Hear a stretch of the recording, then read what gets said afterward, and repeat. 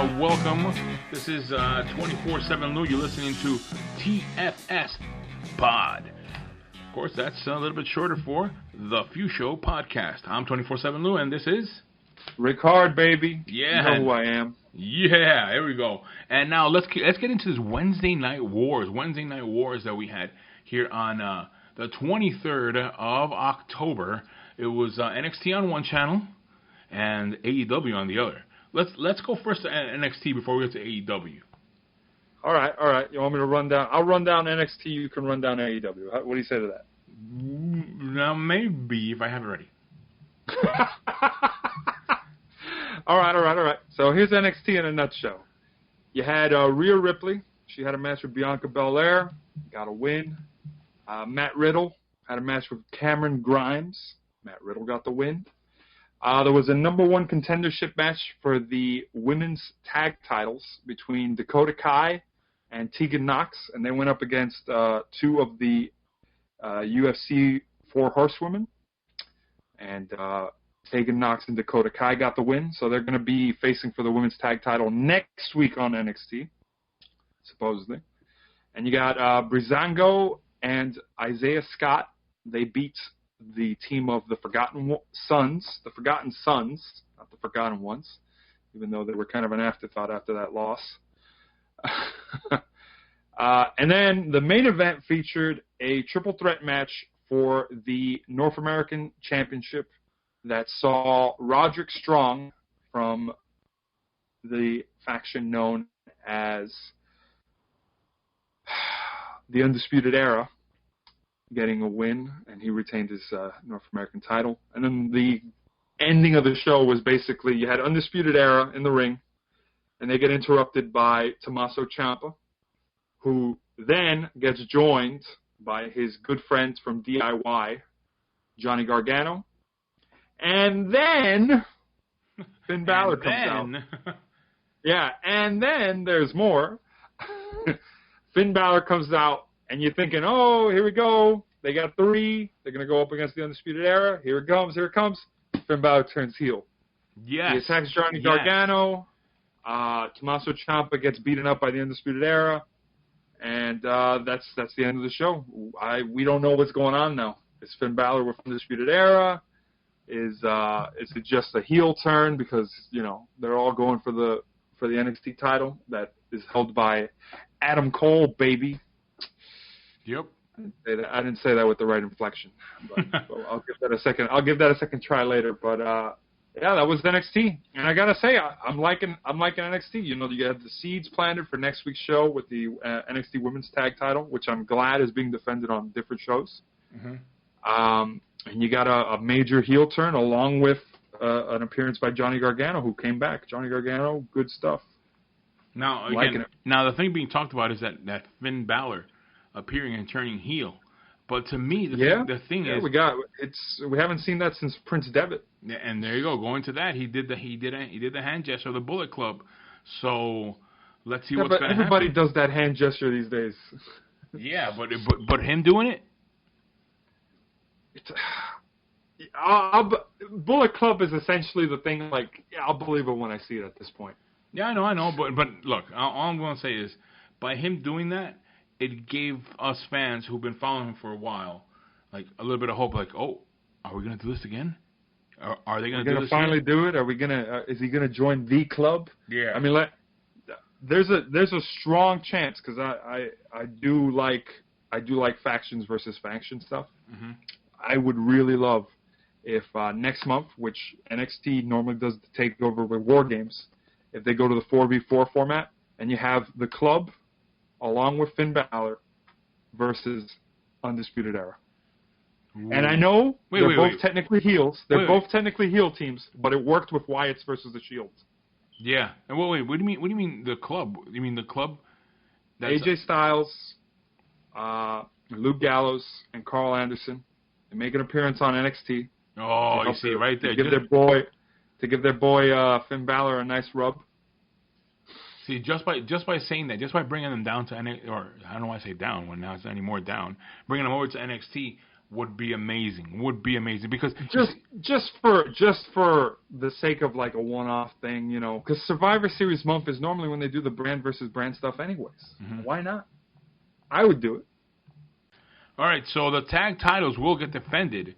So I know it looks like they will retain, but come on, Rick.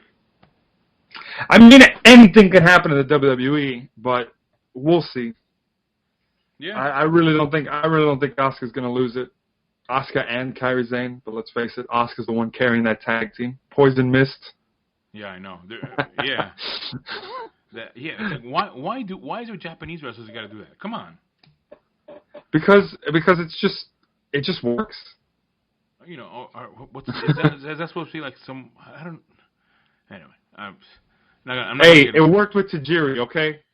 Yes, but yeah, okay, but it wasn't like part of the original gimmick. I know it wasn't. That's why I made for a good surprise. Yeah, I liked Asuka the way she was doing everything before, so fine. Yeah, you can have mixed feelings about it. That's great. I'll tell you what I don't have mixed feelings about, AEW, though. All right, here we go. Yeah, let me get AEW. I have AEW. I have all the results right now. You ready? All right, yeah. What's the results? Okay, here we go. We had AEW start off with a tag team tournament match, which had Private Party versus the Lucha Brothers. So they're having a tournament, right, for the tag team belts. Semifinals, right? Yeah, the semifinals over there. So you had, you had the Private Party versus the Lucha Brothers. And in that one, which was a lot of high-flying moves, we had, let me see here. We had it when Quen Ran's Penta counters Cassidy's cutter with a Canadian Destroyer. Penta and Phoenix get the win after a package pile driver double stomp combo. So the Lucha Brothers win that match. All right, so you had the Dark Order versus So-Called Uncensored, also in the tag title tournament. And you had So-Called Uncensored get the win. I'm just gonna give the summaries. You guys want to know what happened play by play? You watch the match, guys. Well, again, I've been liking what they're doing with the tag team division in AEW. Anytime a wrestling promotion puts time in the tag team division, that's a good thing. WWE, take notes. Yep. So then also had I want to mention one thing too. Match between Joey Janela and Kenny Omega. I want to mention one thing also too. During that match, which took away from the finish of that one, Jericho entered the arena and was walking through the crowd, and he went up to a luxury box. So that was one thing just keep in mind now as you're going through the recap. Yeah, I mean, the match still happened, and you had Kenny Omega will win with the one-winged angel. So Kenny Omega, not surprised. Honestly, if we're being honest here, I'm getting a bit of a WCW feel. Just me. The people that founded the show are running rampant over everybody. Young Bucks fought the Best Friends. And that was, in case you don't know who the Best Friends are, it's Chuck Taylor and Trent Beretta. Okay. And Young Bucks with the win there. And the Young Bucks did mock them by hugging. Yeah. If you're familiar with most of Trent Beretta's WWE stuff, he was treated like a jobber back there, so I'm not surprised. And then you had the Young Bucks got the win. You had a Dr. Britt Baker vignette happen, where she talks about her story. And then she had a match with Jamie Hayter. And naturally, when you have somebody get time dedicated to them before a match, usually they win. So Britt Baker with the win there. And you had Brandy Rose attack Jamie Hayter out of nowhere.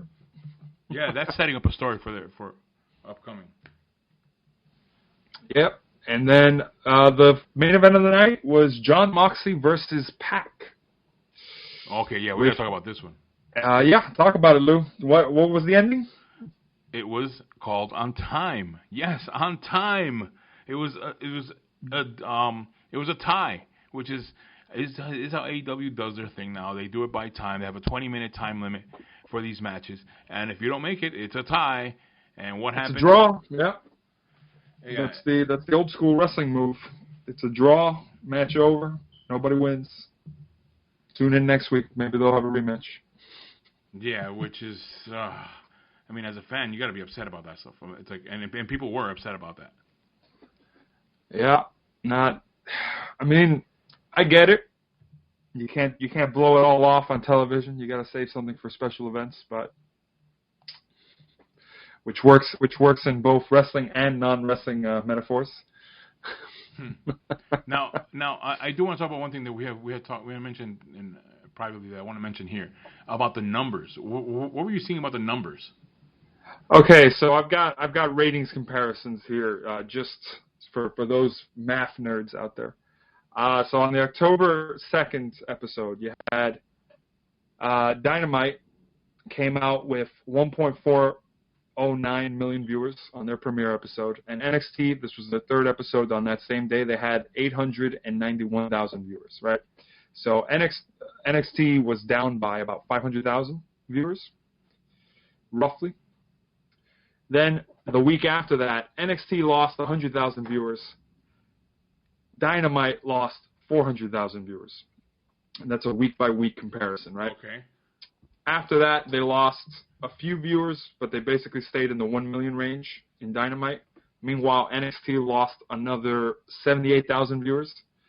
And then in this recent episode of the Wednesday Night Wars, you had Dynamite actually drop below 1 million viewers, right, for the first time on their show.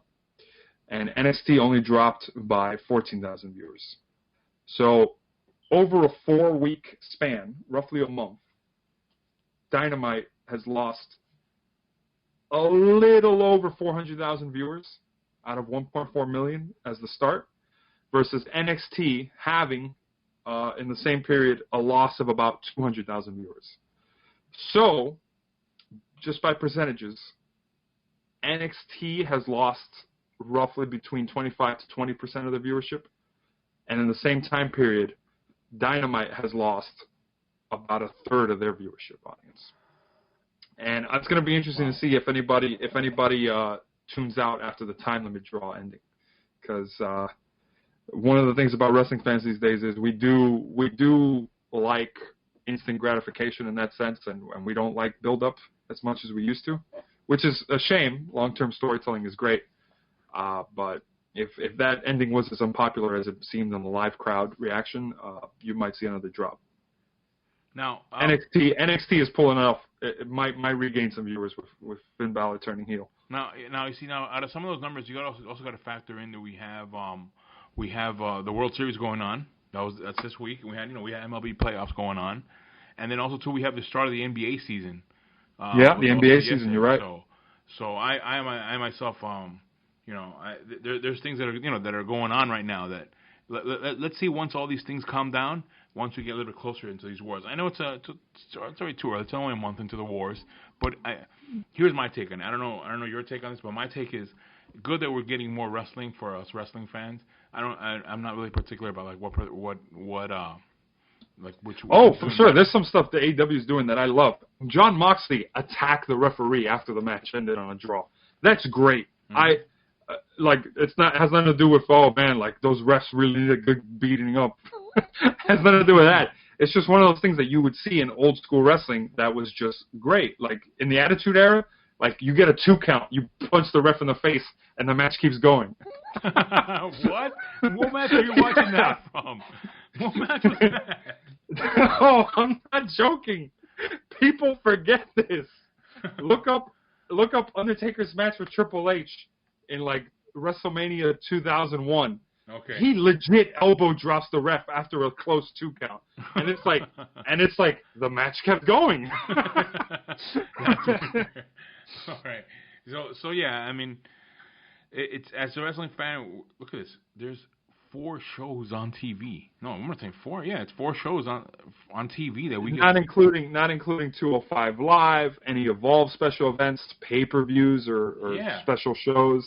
So there's so much, and you got New Japan soon to have an American promotion. Yes. Like, there's so much happening, which is why the argument of like, oh, you know, there's other sports happening. There's always going to be something else happening. And Impact. This is TV. This is TV. Anything could be happening. And Impact had a pay-per-view over the weekend. Bound for Glory. Yeah, Bound for Glory. That's their biggest show. So, and I hear that what's another one that's coming out? NWA is having their own thing on online. Have you heard about that? Yeah, everybody's doing something. It's not like, oh man, like there's so much happening. Obviously, the TV live ratings aren't everything these days because, you know, people go back and watch clips and stuff. Yep. But also, too, have you seen what AEW is doing online? I mean, they're putting like these dark matches online, After Dark, AEW After Dark, I think. Yep. And those are pretty good. Yeah. It's like, wow, you putting that stuff out there like that? Yeah, you gotta stay competitive in this new age. So yeah, you gotta fight for those eyeballs. Yep. As a wrestling fan, it's a wonderful time. Yeah, I want to see more refs get beat up. Whoa! On any show, any show. Any show. None of this whole we're gonna fine you. I want to see people. I want to see people be like, "What the hell, ref? That was 3." Yeah, and really mean it. And we're getting factions being built everywhere. Yeah, let's not look. Let's just be honest here. The most interesting stuff is when you see non-wrestlers get beat up. Remember when Michael Cole took an F5? Oh my God. I do. Oh my God. Yeah, or Justin Roberts got choked by Daniel Bryan. Whoa! We don't talk about that, Lou. No, it was bad. No, that wasn't good. Look, there's things that happened, but it wasn't a good thing that happened. That wasn't even planned or anything. I heard. Oh man. So, but yeah, all in all, I think NXT had the better showing. Just by the final glimpse of the show at the end of the night. And they have to get out of Full Sail. They need an arena. What do you think? I think Dynamite needs to get their cards together and really work on things here. No. I meant NXT has to get out of Full Sail. That's what I meant. NXT needs to go back on tour.